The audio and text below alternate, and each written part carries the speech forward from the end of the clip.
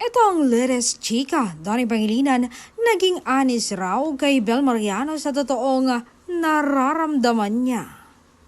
Sa panayam sa kanya, ng isang baklang chismosa, ang sabi ng aktor, ang honesty hindi lang tungkol sa pagsasabi ng totoo, kundi sa pagiging malinaw, consistent at walang tinatago.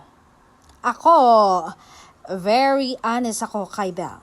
Diba? You don't lie to someone you truly love. Kasi alam mo na isang kasinungalingan lang kayang sirain ang tiwalang matagal na binuo.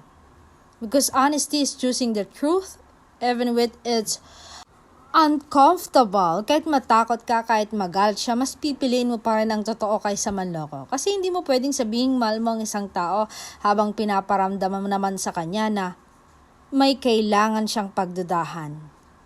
Love should feel safe, not suspicious. Kasi sa tamang relasyon, hindi ka kinakabahan sa mga tanong. Hindi ka defensive kasi wala kang tinatako. Because trust grows where honesty lives and love without honesty will never last.